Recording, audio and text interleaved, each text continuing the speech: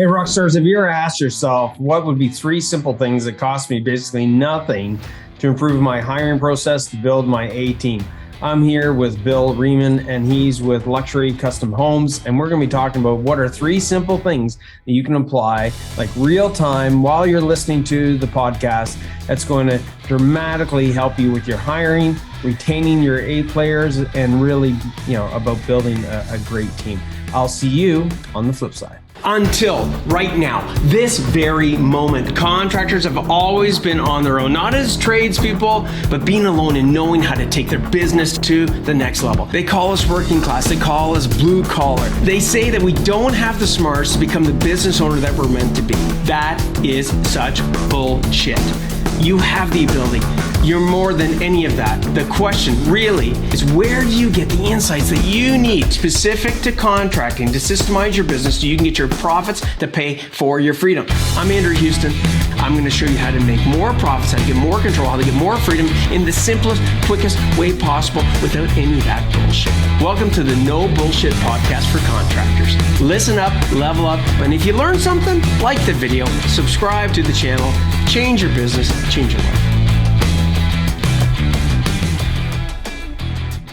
All right, Rockstars, welcome to another No Bullshit Podcast for contractors. For all of you contractors out there wanting to improve your business, take it to the next level, make the profits that you deserve, you're at the right place, okay? I'm here with Bill from Luxury Home Building, and we're going to be talking about one of the biggest topics that is mentioned all the time, which is hiring.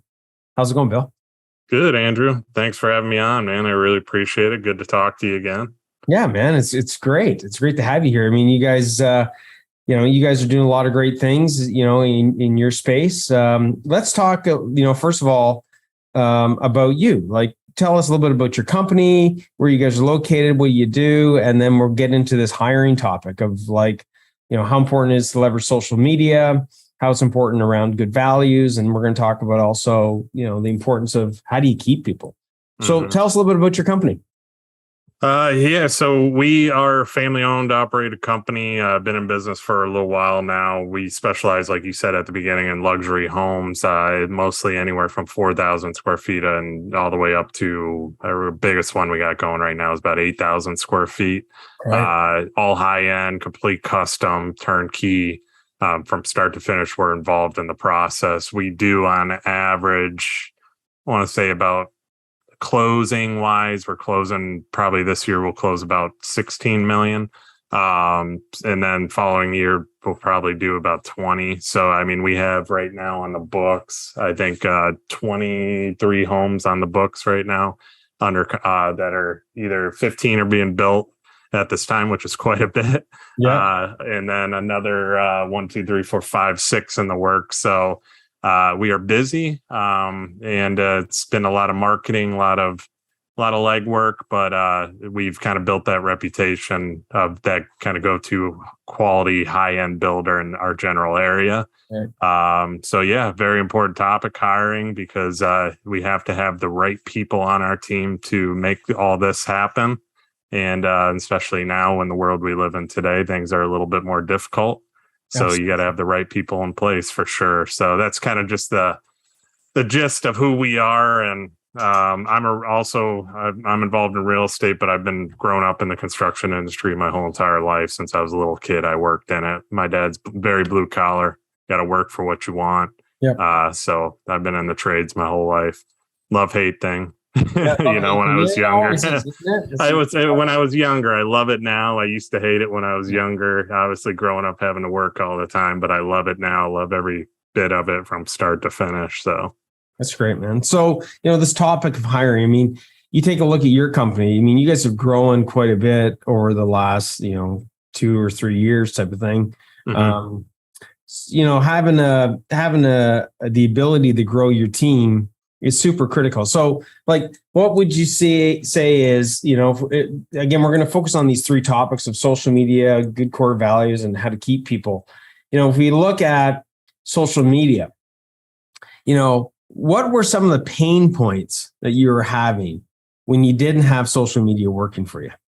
What were some of the things that, and again, for any listener, I want you to pay close attention, okay? Because, ask yourself, are these things resonating with you? And if they are, then you really want to pay attention to, we're going to talk about what are some of the things that, Bill's done to solve some of these challenges.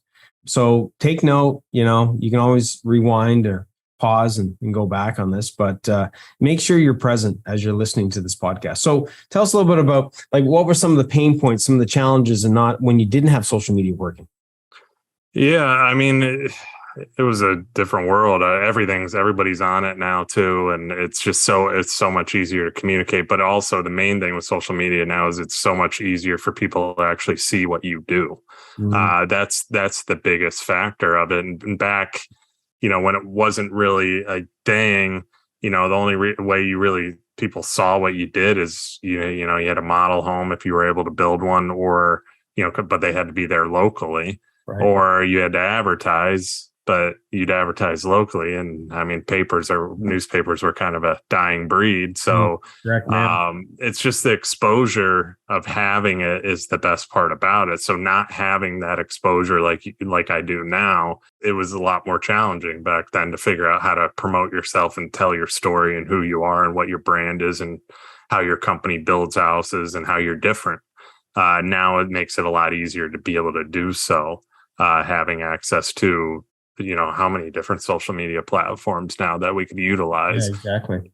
So I think, I think one of the things, if you're a listener and you're not involved heavily in social media, I can't stress this enough. We've brought this up many times, but I mean, you're hearing it from the horse's mouth that you need to be on social media. The fact of reality is that, people are checking you out left, right, and center, especially for today's topic, people that might be interested in working for you. And if they don't see your workmanship, right? If they don't see this, we're going to talk about core values in a second, but if they don't see what you're all about beyond just building a home, then why would they ever want to raise their hand to be, to show any interest in becoming a potential employee for you, right? Yeah. Oh, yeah. I agree. I mean, because it's like you just said, it's peer exposure. People are able to see you, but they're also able to see your personality too. I've talked about this multiple times. Like if somebody doesn't like me because they see a video of me, they're not going to want to work with me. Okay, what's that do? It saves time. Time's our most valuable asset. Everybody, we have limited time. We want to make as much time as possible for our business, for our own lives. So it's just, if somebody, likes me and clicks with me and resonates with me, they're going to reach out to me. They may not tell me, hey, I saw you on social media. It's awesome when they do, because I know that's where they found me. Right. Exactly. But I mean, people are always watching. They're watching your stuff consistently. I've been kind of doing a lot of content for the last 3 years. I went all in like 3 years ago, and I've just been pretty consistent with it, but it's made a difference. Even in my real estate career, it's made a difference too. But my main focus obviously is building, and people are able to see what we do, and they comment on it. They go, the quality, this, and my competition's not really doing it. I'm always researching what my competition's doing just to see. And they're not doing walkthroughs of their houses at different stages. They're not teaching people what to look for in these houses, from, what a roofing material is, or how trusses are installed, or how concrete's done, or how a slab's poured. They're not doing those things and taking the extra mile to showcase people in a easy educational way. And people overthink it. They think they need some kind of professional videographer or some, pay thousands of dollars to a marketing company. It's as simple as pulling out your cell phone and just hitting the record button. You've already got the technology in your hand, right? Yeah. Yeah. I mean, it's just, you pull out your cell phone, these cameras on these things. I bought a camera back in the day. Mm-hmm. This cell phone camera is way better than the camera I spent $1,000 on. So let's put it that way. You can pull this thing out, do a video, make a reel out of it. Thousands of people will see it. Thousands of people will see who you are, what your personality is. And if they don't mesh with you, they're not going to call you. But if they do, more than likely, you're going to be top on their list. Right. And so when it comes to prospecting new hires, tradies, the younger generation, they're on that social media platform, and their interpretation of you is directly proportionate to what you're putting out there on social media or what you're not putting out there on social media, right? So Correct. like if I was somebody, and just think of this as a listener. So you're driving in your truck right now, going down the road, going to a job site or what have you. And I just want you to really think about this. So imagine somebody's thinking about, a career change. And we'll just use you, Bill, as an example. And they're a carpenter, they're a tradesperson that could, definitely, that is a need for you, right? A skilled trades that's needed, say a framer or something like that. And they're bored with where they're working at. It's just, a broken record every single day. It's the same thing day in, day out. They come across a guy like you. And now it's like, oh man, look at this is like, I want to be part of building homes like this. I want to be part of something that's different all the time. I want to be, using new technology and new materials and new tools and new ways of installing things because of the type of business and the type of clients that you attract. So, as a listener, I mean, think about it. Would you honestly, if you were a prospective new hire, somebody that's out there, and you looked up your name, in your case, you look up luxury home building, you like what you see. But for the listeners out there, do you like what you see when you type in your company name? And I think that's a good starting point for, if you don't like what you see, or there's aspects of it that you don't like, guys, everybody else is seeing the same thing. Am I am I making a solid point here, Bill, or what? Yeah, you are. And just so the listener knows, we're RK Ryman Construction too, and we are the luxury home builder. But it makes a huge difference, when somebody, and I don't know how many times somebody's DM me or messaged me on Facebook about our business and so on, but it's not difficult to make a video of who you are as a company, who you are as a brand, and what you stand for. It's not that difficult to do. And a lot of people overthink it. And you can literally there's so many people that watch just, random stuff and stuff like that. And they're interested in this business, in this construction world too. But there's also, like you said, Andrew, there's people out there always searching for jobs. Yeah, they're going on social media. They may see my content. They may be like, oh yeah, they're having fun over there. Man, that looks like a good work environment. I got to reach out to those guys. Yeah, what am I doing here when some guy's yelling and screaming at me? Like, and things are disorganized and, I haven't grown skill set wise or whatever, like personally wise. So you've got, social media is directly linked to a certain degree. It's directly linked to the younger generation. Right. I mean, the older generation is getting on social media as well, but you've got a young team, right? Like, tell us a little bit about your team, like what sort of some of the ages. Yeah, we are younger. I'm personally 35 years old. My brother, who is running the company with me, is 38. My sister, who does our financing, she's 36. And then fiance is who we brought on board about a year ago now. She is 27. Our superintendent, who's a good friend of mine, went to high school together, known him forever. He was doing our trim carpentry along with his dad. And then we brought him on board a little less than a year ago, and he is 35. Our laborer is 19 years old. We just hired him, and he's unbelievable. So we are a younger group. We're building for a lot of, people in their 50s, 60s, but we have a lot of respect too, because of our experience in it. Me and my brother and I have grown up in it. My sister grew up in it too, but we actually had to do all the trades and swing a hammer, and kind of our dad always made us, like I said, very blue collar. Since I was a little kid, I was a laborer, so I worked my way up in the company and the business and so on. So we are younger. I think that younger feel, I like hiring younger people because we are younger. We've also had older people work with us, two of them which retired, but it's definitely a younger group, and we all get along. We all have fun, but we all know what the expectation is and what we need to get done and how we need to do it. So that's awesome, man. So, wrapping up on the topic of social media, like you've got to be out there. I love what you said about basically people overcomplicating it. Like if they think they got to have this professional media person or a professional photographer. You don't. Just guys, just use your phone. The technology is literally right in your hands. You've already paid for it.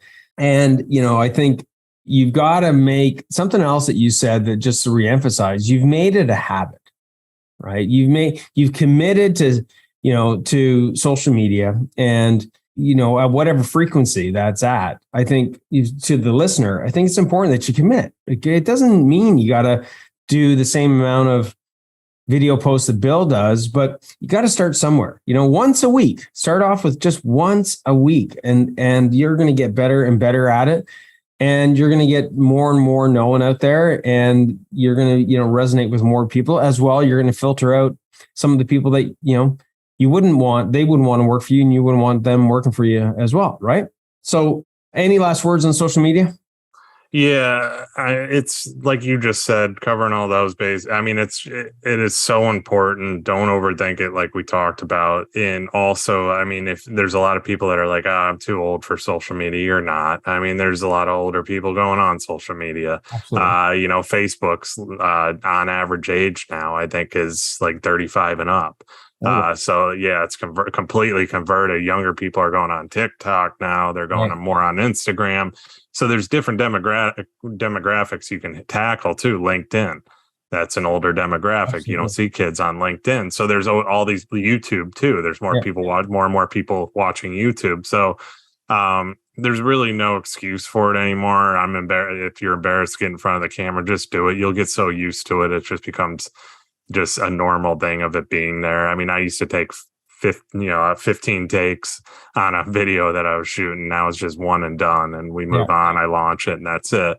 Don't overthink it. Don't stress it. It is very important. Like Andrew always talks about too. It's one of the biggest things that you need to do, whatever company you are in.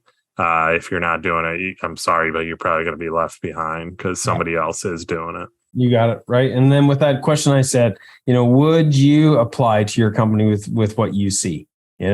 Honestly. Okay. So when it comes to good core values, tell us, why is that so important? Why are having good core values so important?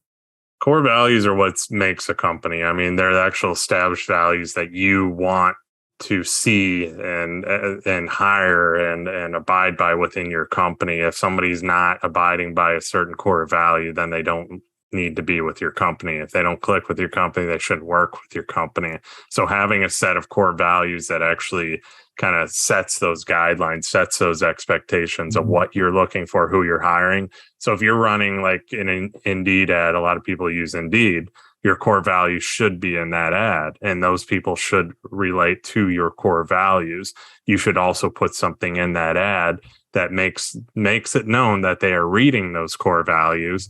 Like they have to put they have to type something out in response to your ad or something like that, just so you know they're actually reading it and not just applying it. So that's one little trick too. But it's so important within a company. Every company should have them. If you don't, you need to kind of come up with them or kind of put your heads together as a business and say, okay, who are we? What are we? What do we expect? Who do we expect to hire? Because it makes your whole company. Give me an example of a core value that you have that is directly related to your team. It would be probably set and exceed, or one of them set and exceed expectations. So that's with everybody on our team. So no matter what we do, we want to exceed the expectation of the client too. And that's everybody on the team. So we set an expectation from the beginning, and then we want to exceed and over deliver on that expectation on the houses that we build. Exceptional communication is another one. I'm big on communication. How can we communicate better as a team? Whether it's me making a phone call, then it's going to the girl in the office to confirm it on an email, scheduling everything with the processes of a house, who's going to communicate, how can we communicate better? I mean, it's just each core value has something to do with somebody on your team or your whole team in general, because everybody has to abide by live and die by it, right? Yeah, exactly. So, for those listeners, okay, I want you to think about, And don't, again, overcomplicate this process. You don't have to start with 25 core values. Start with like, what are your top 5 core values? Go through different aspects of what your sort of belief system is in how you deliver your product and service. And also, the environment in which, what kind of environment do you want around those core values for your employees, right? So don't overcomplicate it. Write down, start off with, say your top 5 core values. Leverage your team. Ask your team what would be a core value, that or some core values that you've seen working here. Oh man, that our quality control is exceptional. That we're beyond detailed, in delivering X, Y, and Z. Like, your team knows and sees things of your core values that you might not even recognize yourself. So involve your team. Don't think you got to put all this on your own shoulders. Okay. But you got to have your core values. And I love what you said, Bill, like in your ads, in your marketing, in your social media, back to what you talked about before. I mean, it's going to attract the right people, right? It's going to attract people that believe in those core values, so that when you're talking to them, it's going to resonate a lot versus people that if quality control is not a core value to somebody else, well, you don't want that person working for you anyways. So, it helps back to what you said before about filtering, right? So core values are huge. Don't overcomplicate it. Establish them, leverage your team, and use them, you sort of like sprinkle them across different aspects of where you communicate, even beyond social media, even with your suppliers and things of that nature as well. So keeping people, and keeping people, I think directly, which is the next topic, that directly relates to core values as well, does it not? Yeah. Oh yeah. Definitely. Tell us about how, what are some of the things that you do, or what would be some of the advice that you would give to people around keeping people, especially A players? I mean, we kind of talked about it before the show started. You kind of know when you get somebody good, and there's something. If you get somebody special, you gotta make sure that they are taken care of. You make it known that they are a big part of the company. They're a big part of what makes these gears run and turn, and they're an asset. They're a huge part of this business and how it operates and runs. They are the business. It's not all about you, and I think that's where a lot of business owners get kind of stuck, is they make the business all about them. That they have to do everything. They have to oversee everything. And I mean, overseeing things isn't a bad thing, but you also have to make, let your employees make decisions themselves too. Like, we're going back to the diamond in the rough thing. Like, we just hired a 19-year-old kid, great kid so far, been asking for stuff to do, just killing it, doing everything we ask, doing it incredibly at a good pace, just always wanting to do more, learn more, asking questions and so on too. And I filled up his gas tank the other day too. He doesn't have a company truck yet. He's a laborer. He's 19 years old. We just put him on. But eventually, it's just telling them too, like, you can work your way up. You can be something. You can be a big part of this company. You will be a big part of this company. Not you can, you will. And just kind of just reassuring that too, but taking care of them as far as pay too. I think that's where a lot of owners kind of struggle too, because they're worrying about paying too much. Well, if you got a really good employee that's helping take off a big load off your back, you should be paying them. And it's your job to get more business in the door, so you can pay them, yes, but they should be compensated for who they are and what they do, because if they're not, they're probably going to go somewhere else. Absolutely. So it's doing those things. I'm constantly saying good job to people, checking in on, talking to your team too, and just making sure everybody's they're on the same page. Everybody's happy. If there's something struggling with something, what can I hire? Who do I need to hire to help fill that position. Nip it right away, right? Nip these. Yeah. And it's like, who can we put in a position to help you? Do you need help? Are you able to handle this? Watching them too. Are they overwhelmed too and stressed? Mm-hmm. Like my fiance has been doing, and I'm not just saying this because she's my fiance, but she's been killing it. I mean, we had a girl before her that couldn't handle 5 jobs. She did good, but 5 was overwhelming to her. Right now we have 15. And she's killing it. She's handling it without an issue. She's on top of things, just always, but maybe because she's younger, I don't know. I mean, there's also people that are older that are really good, but she's been killing it. So it's taking care of her too. That's the thing. And like our superintendent, he's going to get taken care of here soon too, because he's such a huge asset to us.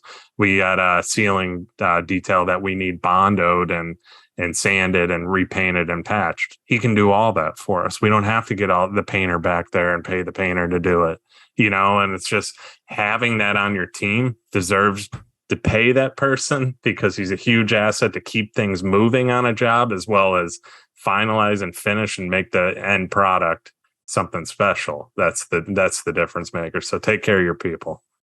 Yeah. And, you said something, just to reemphasize, beyond taking care of your people, make them part of the future of the company. Yeah. Right. Like, let them know that, hey, there is a place for you. Let them know that, hey, that there is a future here for you. And this is what the future looks like. And, you are going to be part of something that's really, really big. Back to communication. You're communicating that. You're making sure that people are taken care of. You're making sure that things are getting nipped right away. And it might sound like common sense, but again, to all the listeners out there, I mean, where have you dropped the ball? And you have to really look in the mirror.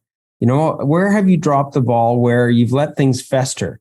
If you were to go to, or if Bill or I were to go to your employees and ask them, hey, man, what do you think, how's the future look for you at this company? And how would they respond? Would they look at us and go like, fucking, I don't know?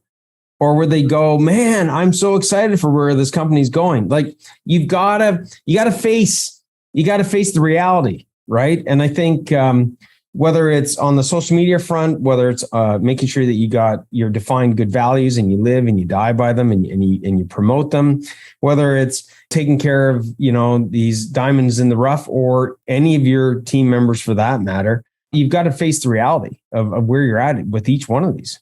Well, one thing you just said, I mean, like going off of the, selling them on the future, sell them on your vision, your company vision too. I mean, that's the whole thing, is just telling them, this is where my plan is to be. This is where I want to be one day, and you're going to be a huge asset and a huge part of it. A lot of business owners don't do that. And I'm constantly saying, hey, I want to branch out here. This is where our future is going to be. We're going to be that luxury home builder, not just on Marco Island and Naples. And we're going to go out to, St. Pete and go to West Palm and do a bunch of different luxury home builder. We're going to have our own design branch. We're going to have our own this, and just selling them on that overall vision too is where I think a lot of owners struggle, because instead of just treating your employee as a piece, a pawn, just a piece of the puzzle or an asset, no, they're more than that. If you're telling them that this is your vision, they need to be brought into that vision and feel like they are a part of that. And they are the company. It's not just you, it's them. Without them, you're nothing. And that's a big thing. Without them, you're nothing. It's interesting. I was on a call, now that we're talking about this. I'm not boasting. I'm just going to make a point of this. I'm on a call with the team, and I'm, listening to our HR person that we've hired, because the team's gotten so big, and we need someone to manage these people, right, from an HR perspective. And I'm listening to her talk about where the company's going and how excited she is. And I'm looking at the faces of the other team members, and they're like, yeah, and we're doing this, and we're creating this, and we're going to be able to offer this solution. And I'm sitting back and I'm listening. I'm like, so, I guess the point I want to make to the listener is this: listen to how your team, listen to their conversations. What are they talking about? Are they excited Are they talking about how excited they are, or are they just as fast as possible wanting, and they're really good at what they're doing, but at the end of the day, they're like, I can't wait to get the hell out of here. I mean, listen to your people. They will, if they're not talking about the excitement about the company, then you might want to seriously consider, how well you've outlined the vision of the company and your vision for them, right? So I think that's a big one that I think we forget. I mean, it's one thing for us to talk about our vision, right, which a lot of owners don't do. But even after you talk about it, are they talking about it? Mm-hmm. Right? Are they talking about their future? Are they excited? Are they at the end of the week going, man, look at that. Look at this luxury home we built. Like, this thing's fucking amazing. I mean, little things, guys. Are they taking pictures of the jobs that they do because they're proud of it? Like, and are you creating that environment for them? So, wrapping this up, there's three core things we covered off. We covered off social media. We covered off, the importance of having good values and the importance of keeping people and recognizing, your staff and what value they bring to the company. If there was one thing wrapping up that you would recommend to the listener, if there's one last thing or a piece of advice that you would give, what would it be?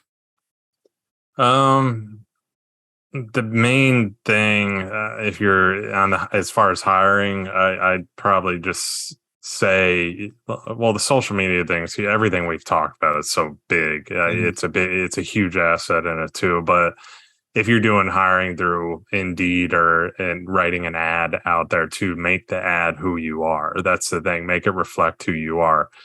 Don't make it just for anybody and everybody, because you're going to have to sort through a billion or a million different applications. You just show who you are. Like, they had a COVID state. I mean, I'm just saying this. Whatever your beliefs are, it is what it is. But they have a COVID statement on there, and our statement on the COVID thing is we are a free business. You can choose to do what you want whenever you want. You don't have to wear a mask. You don't have to be vaccinated with us. That's just that was our statement of who we are as a company and what we stand for. And then we have all our core values and who we exactly are, who we're trying to hire specifically, and how they need to fit in with us too.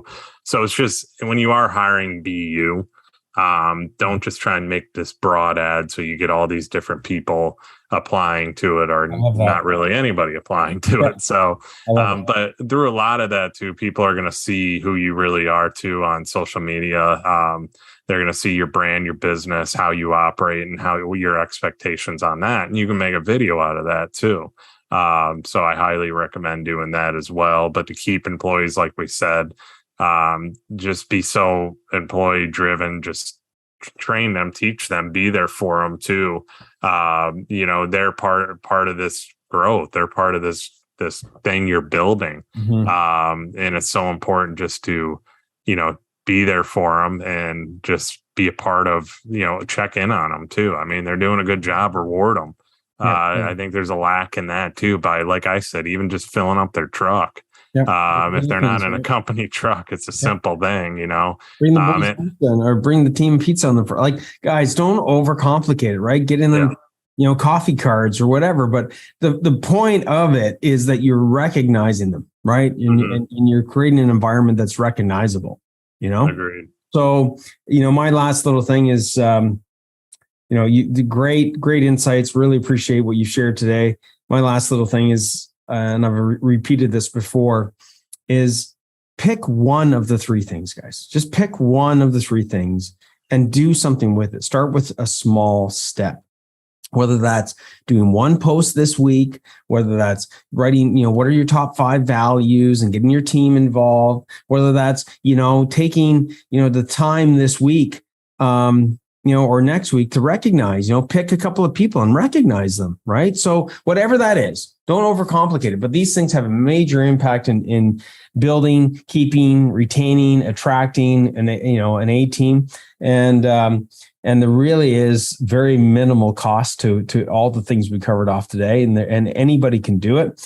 So thanks again, Bill. I really appreciate your time today. And again, this is another No Bullshit podcast for contractors. You guys can do this. You can apply these things. These are These are real tactics and strategies that are working today. They're working for Bill. They're working for lots of other contractors out there. Make them work for you. And I will see you guys on the flip side. Hey, rock stars, thank you for watching the No Bullshit Podcast for Contractors. If you enjoyed this episode, hit the subscribe button. And if you're serious about growing and need help, click on the link below. Myself and my team would love to help and give you the necessary tools so you can take your contracting business to the next level. And remember, dominate, delegate, and deliver.